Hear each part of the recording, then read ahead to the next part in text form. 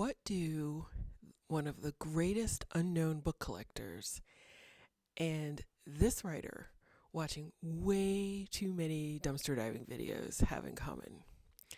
Well, they produced a story in my mind that is probably one of the most fun stories I've ever written.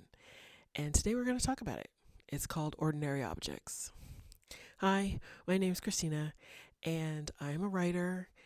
And today I'm going to add to my series called Journey of a Story. And that's when I talk about how I initially got the idea for a story and then how it eventually got published. And it's to inspire some people and, just talk about writing in general. So, as I mentioned, today I'm going to talk about ordinary objects. And this story holds a near and dear place in my heart because I was a book collector for a few years, like just a couple, and then it got really expensive to be honest with you. I used to go to secondhand books and um, church bazaars and book sales at schools and libraries and all kinds of stuff. They actually have websites that you can go to and they'll tell you when the sales are coming. And I would go. I wasn't somebody who was scanning because I wasn't looking to like resell them on Amazon or anything. This was for my personal collection. And I've actually thought about like just featuring a few of the books that I have kept over the years. Some of them I have sold, but some of them I have kept because they're pretty cool.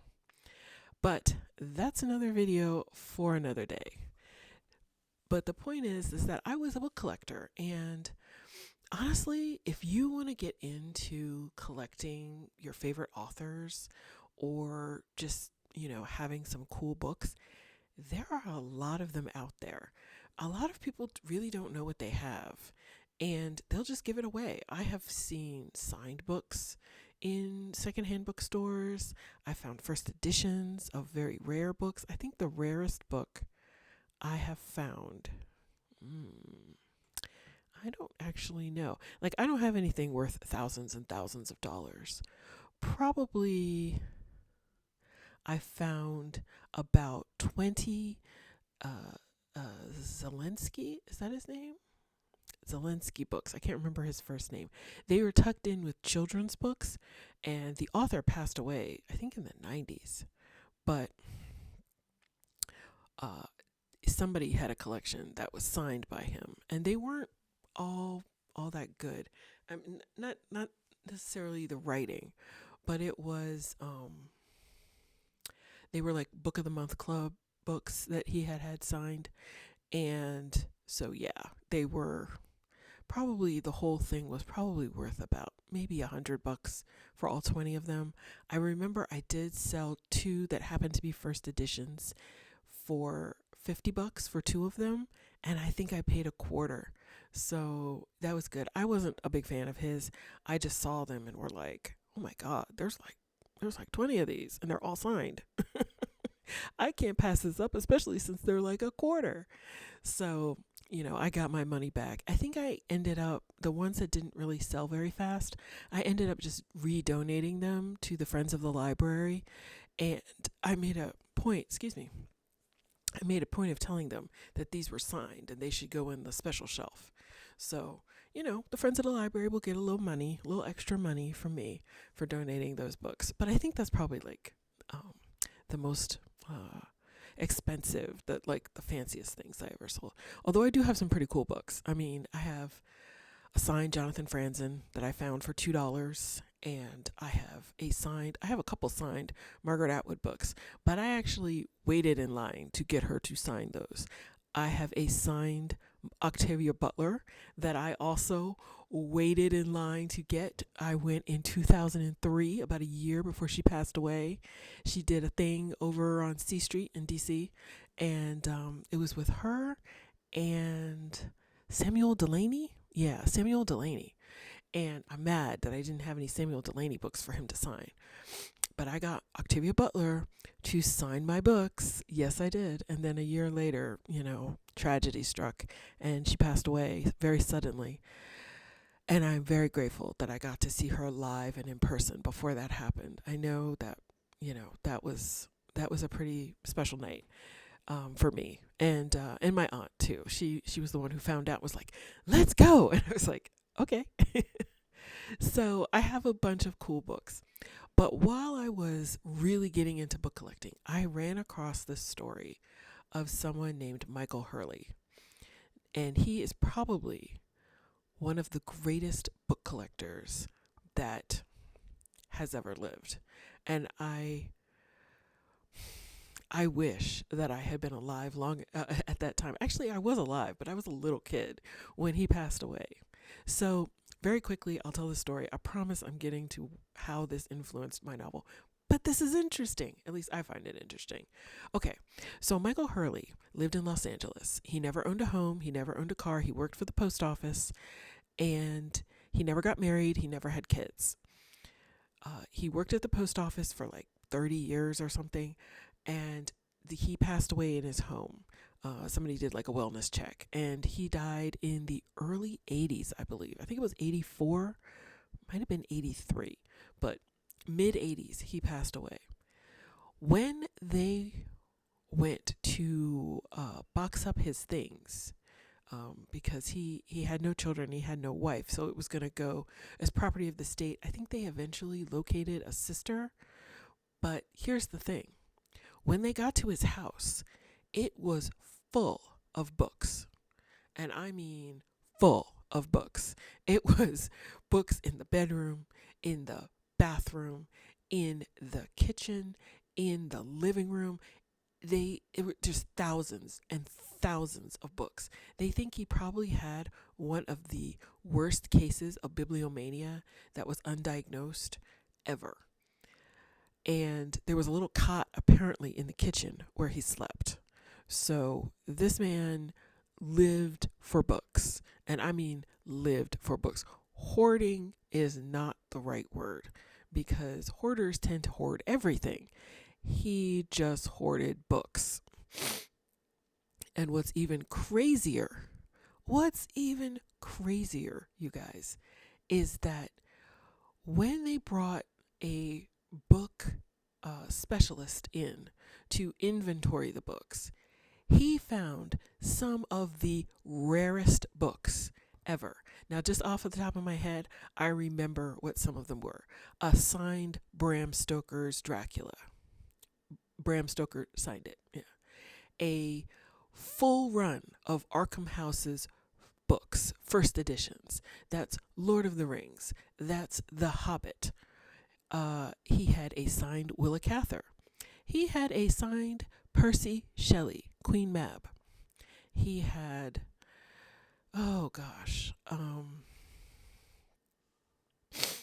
rare books from 20th century poets, rare books from 19th century poets. He had the first edition, not a first edition, but an original Winnie the Pooh on vellum.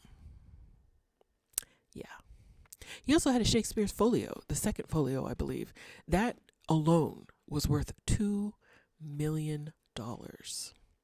So this guy, he came across these books. He probably spent every dime he had, short of rent and probably a little bit of food, to buy these books.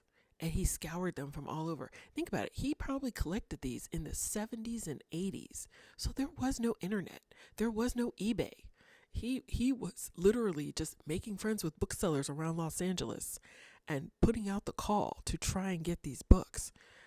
And yeah. So the book specialist pulled like the best 500 books that they could find.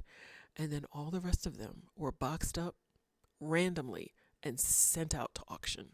And apparently it was like the auction to be at in Los Angeles for book lovers. That's why I'm saying I'm jealous, because I would have hopped on a plane and gone there. Yeah. But yeah, so that when I heard that story, I started thinking about people who have sort of undiagnosed illnesses where they have this desperate need to collect. And we see that online all the time. People who have these perfume collections that take over their lives, or You see people who have a shoe collection, or what was that lady in Imelda Marcos, right? Wasn't she the lady that had like 5,000 pairs of shoes or something? Or like Kylie Jenner had that huge closet full of Birkins. So we see that all the time, but you don't see that a ton with books. There are people out there who are, you have these massive book collections. But usually they're like well taken care of. They're up on shelves. As you can see, this is one of my bookshelves. And if you look at other videos, I have, a couple of other bookshelves that way. Um, and I still have some in boxes. So I try to take care of my books, and put them up on the shelf and things like that. But this guy didn't do that. He just stacked them up all around his house, his little, 700 square foot house, or however big it was.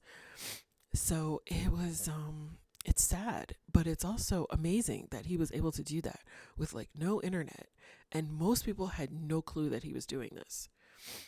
So I started thinking, like I said, about people who collect or have lots of things in their house and how they get to that point. I also started watching a few dumpster diving videos. Just, I think, like out of curiosity, I came across it. I'm a couponer, and I'm not one of those extreme couponers. I don't have a whole closet full of laundry detergent. But to be honest with you, that is not hard to do. 10 years ago, 10 years ago? Yeah.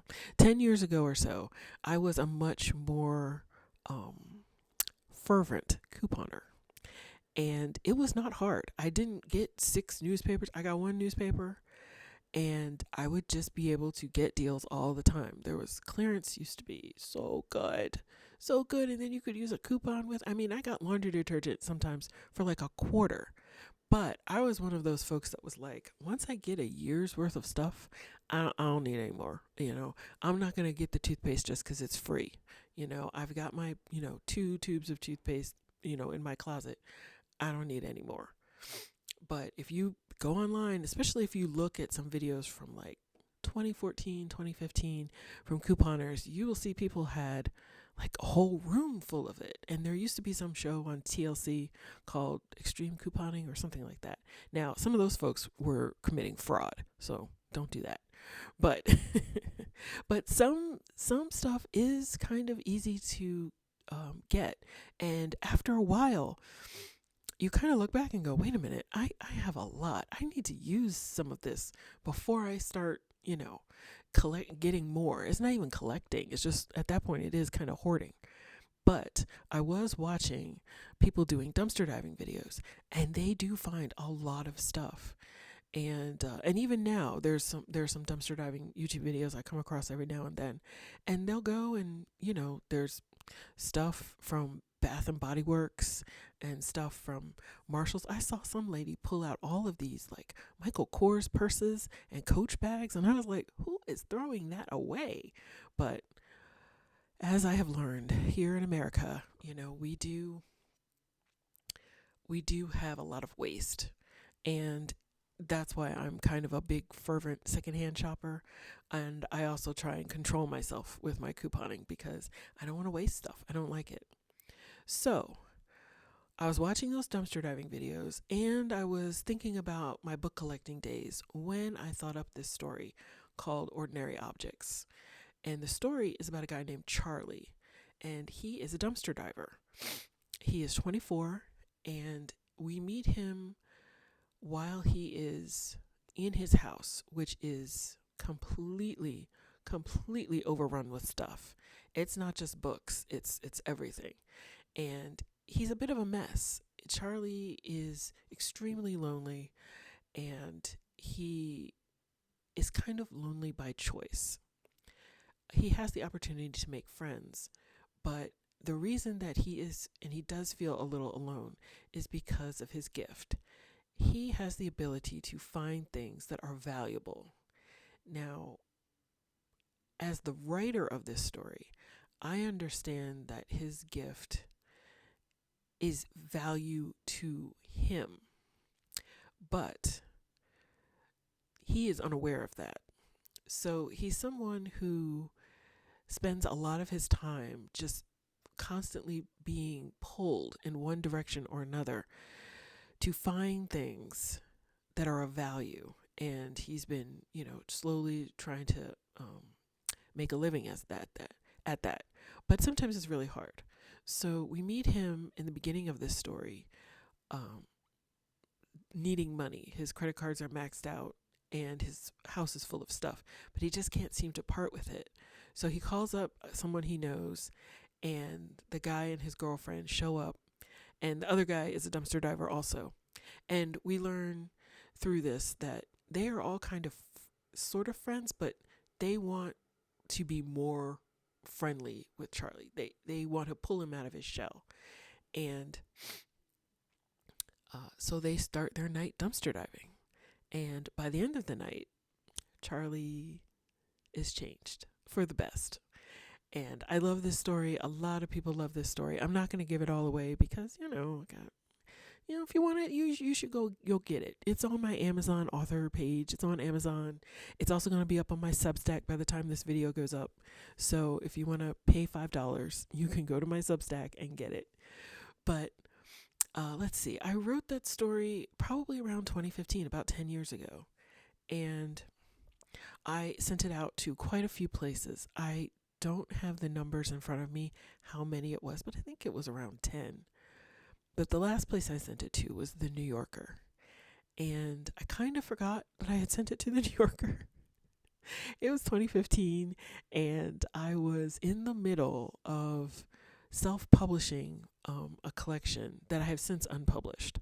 But it was there, and the Ordinary Objects was not in there, but that was taking up a lot of my time because I was formatting stuff, and I was doing the cover and also working and all those things.